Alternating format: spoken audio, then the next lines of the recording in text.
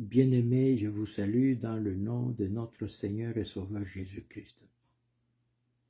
Nous sommes aujourd'hui jeudi 16 décembre 2021 et nous nous approchons davantage de la célébration de la Nativité dans 2 semaines.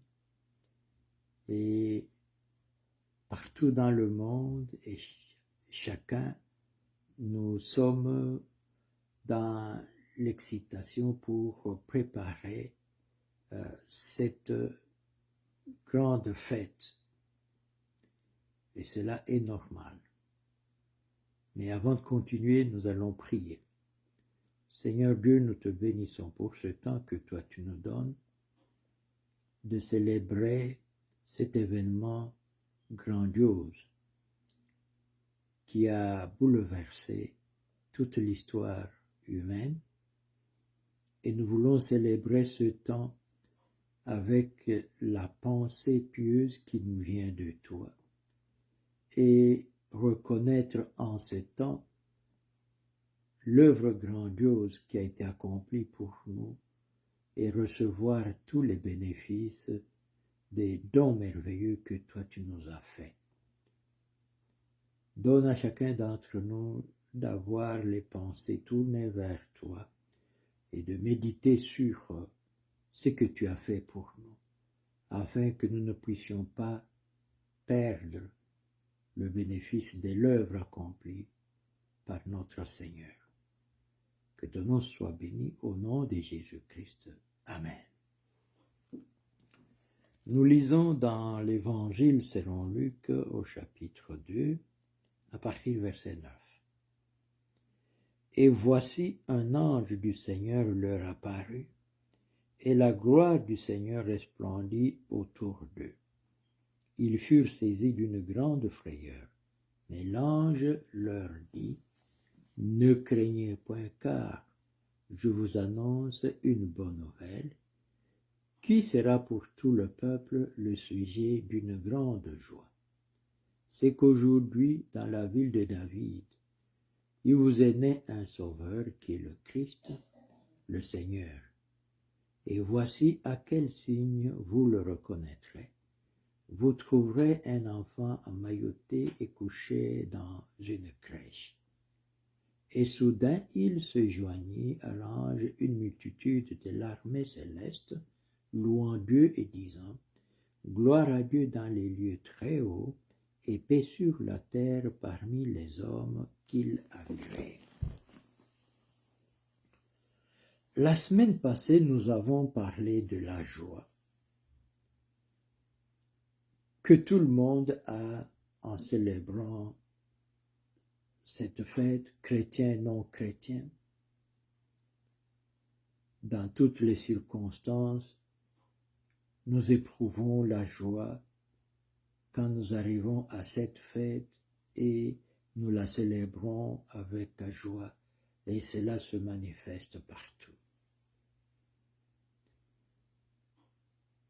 Comme nous venons de le lire, l'ange a dit au berger que cette bonne nouvelle sera un sujet de grande joie pour tout le peuple.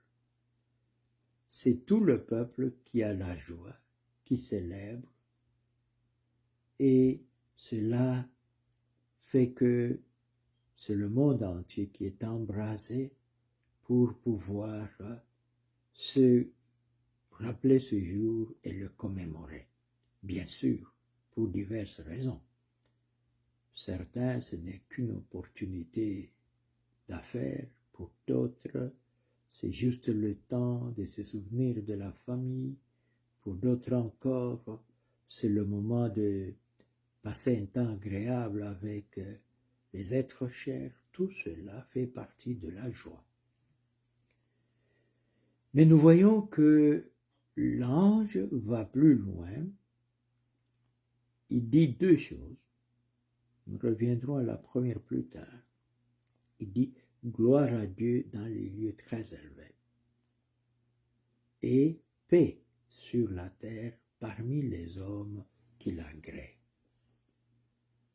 Si la joie est pour tout le peuple, Mais nous voyons que la paix a une condition. C'est pour les gens qui sont agréés par Dieu. Et qu'est-ce qui fait que Dieu peut agréer certaines personnes?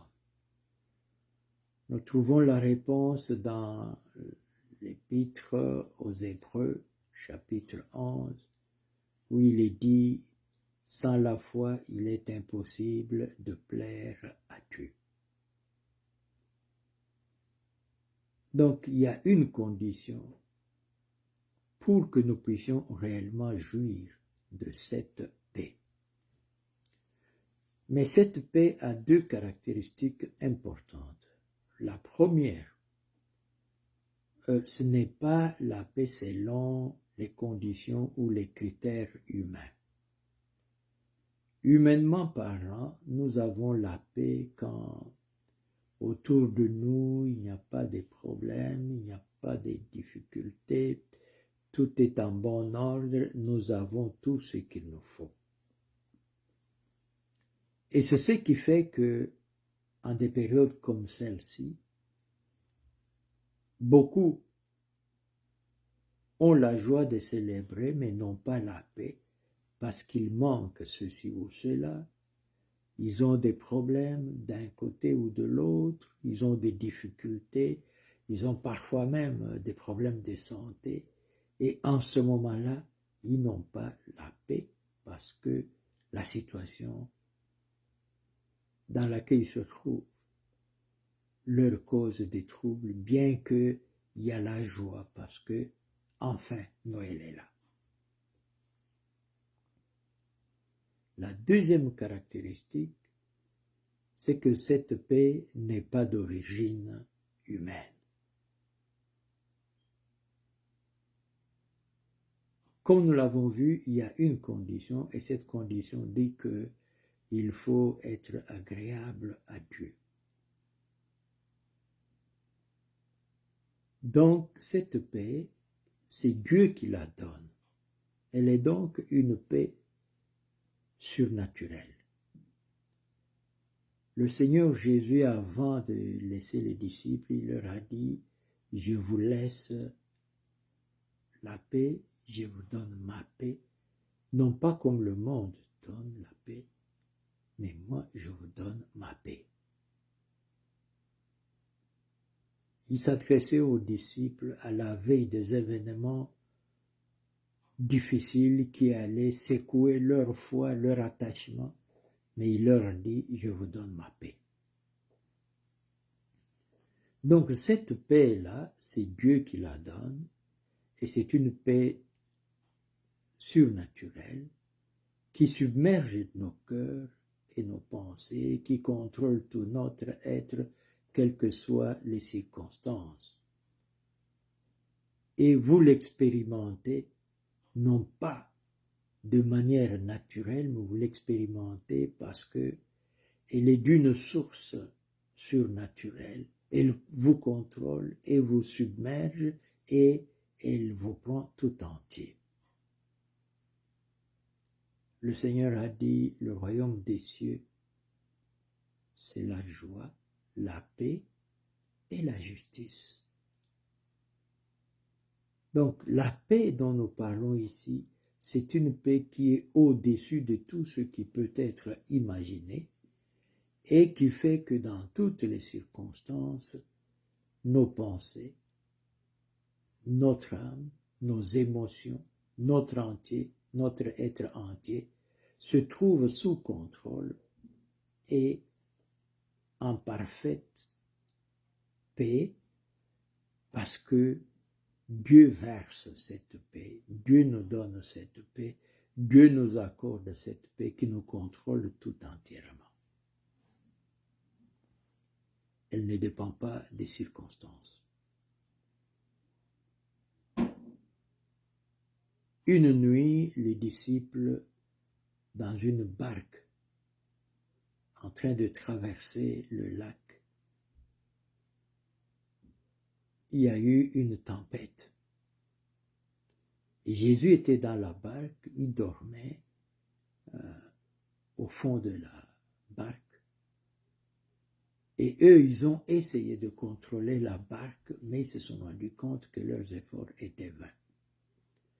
Rappelons-nous que c'étaient des hommes expérimentés sur ce lac particulièrement. Ils avaient passé, Pierre, Jean particulièrement, avaient passé toute leur vie sur ce lac, comme pêcheurs. Donc ils connaissaient le lac, ils avaient l'habitude, ils en avaient l'expérience. Mais cette nuit-là, toute leur expérience et toute leur habileté se sont trouvées prises en défaut. Ils ne savaient que faire. Il y a des circonstances dans lesquelles votre expérience, votre connaissance, votre habileté et tout ce que vous pouvez avoir acquis n'est plus suffisant dans ces circonstances.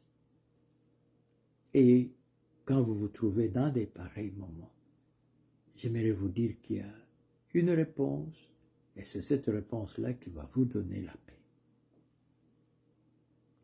Donc, dans cette situation, ils se sont tournés vers le Seigneur pour dire, Seigneur, est-ce que cela ne te fait rien que nous puissions périr?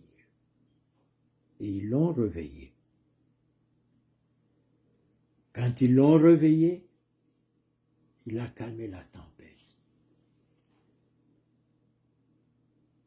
Précisons deux choses.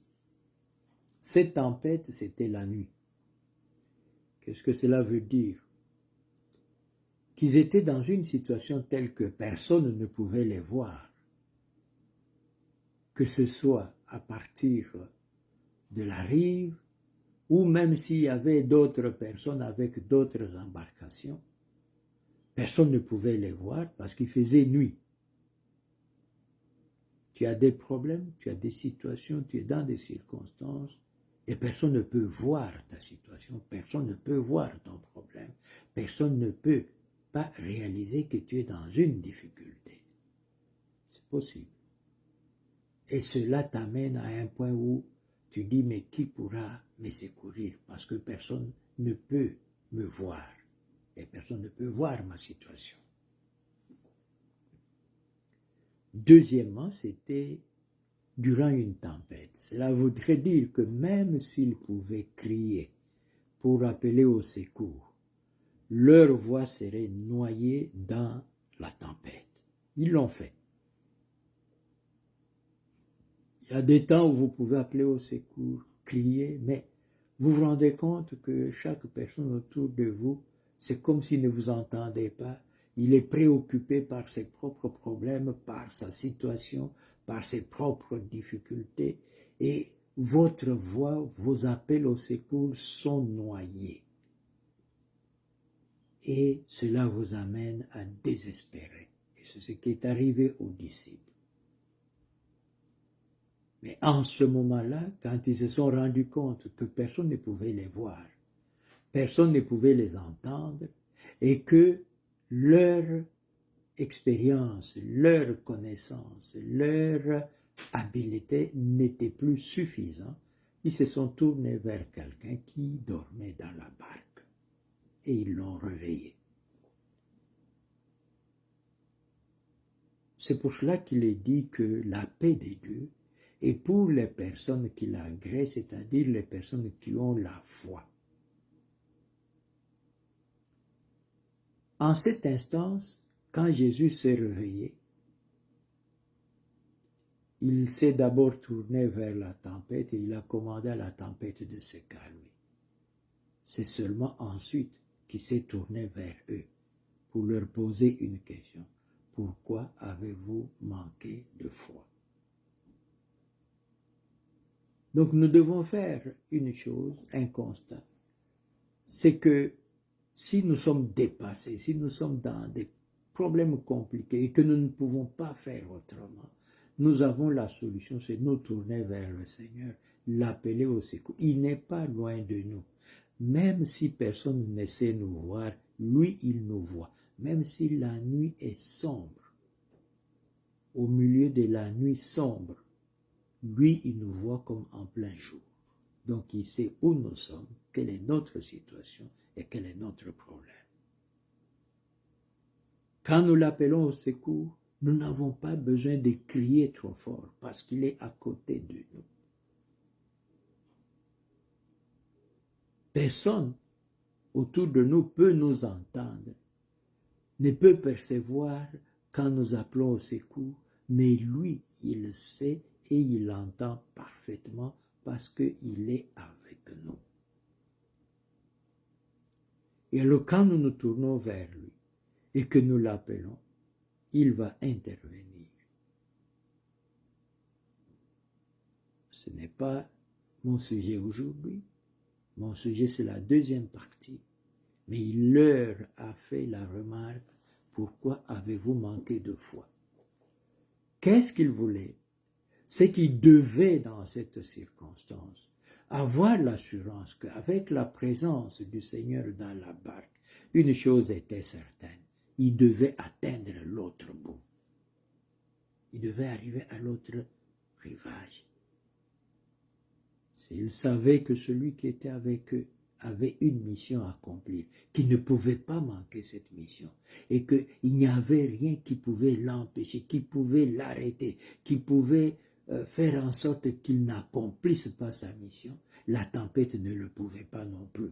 Donc, avec sa présence, il devait être sûr qu'ils atteindraient l'autre bord.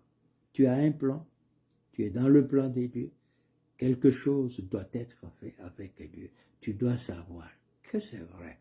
Les temps peuvent être difficiles, les circonstances compliquées, les tempêtes peuvent se lever, mais si tu es avec Dieu, tu te tournes vers lui avec assurance parce que tu sais que les objectifs qu'il a fixés pour ta vie doivent être atteints. Et tu dois être sûr que lui, il est au contrôle de la situation.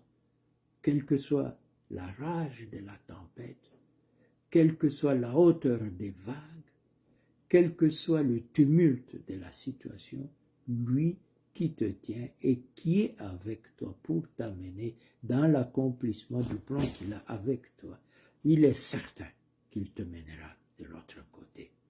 Et si tu te tournes vers lui, tu lui fais cette confiance. Je ne dis pas que c'est cette conscience qui te donnera la paix. Ce que je dis, c'est que, avec cette confiance, Dieu fera déborder sa paix dans ton cœur. Tu te trouveras dans un état où toutes tes pensées, toutes tes émotions, tout ton être est submergé et contrôlé. La Bible dit la paix qui surpasse toute connaissance. Donc, cela n'a aucun rapport avec ce que nous pouvons connaître ou ce que le monde peut enseigner, mais c'est quelque chose qui est surnaturel, qui va venir d'en haut, qui va te submerger, qui va prendre le contrôle de tout ton être, de toute ta vie, et tu te trouveras dans une situation où, quelles que soient les circonstances autour de toi, tu seras en paix parce que tu sauras que celui qui contrôle la situation, le maître des temps et des circonstances, c'est lui qui te guide et qui te conduit. Il sait, il voit et il est avec toi. Que le Seigneur soit béni. Prions. Seigneur, merci. Tu connais la situation de tes enfants, tu vois partout où ils sont. Tu connais ceux qui sont en train de perdre leur foi, que toi tu viennes à leur secours. Et que toi, Dieu, tu tendes ta main pour que dans toutes les circonstances, ce don merveilleux de la paix que toi tu donnes, puisse submerger leurs pensées, leur être et leur corps en ce temps, afin que cette célébration soit particulière et soit de telle manière passée avec joie, au point qu'elle demeure et qu'elle marque dans les pensées de chacun de tes enfants ce souvenir merveilleux de ce que toi tu as fait pour nous, du fait que tu t'es approché de nous parce que tu savais que nous étions incapables de nous approcher de toi et que nous n'avions pas la possibilité de nous approcher de toi. C'est pour cela que toi tu es venu vers nous. Que ton nom soit béni au nom de Jésus-Christ. Amen. Aimez, partagez et s'il y a des commentaires, faites-les parvenir. Que le Seigneur vous bénisse.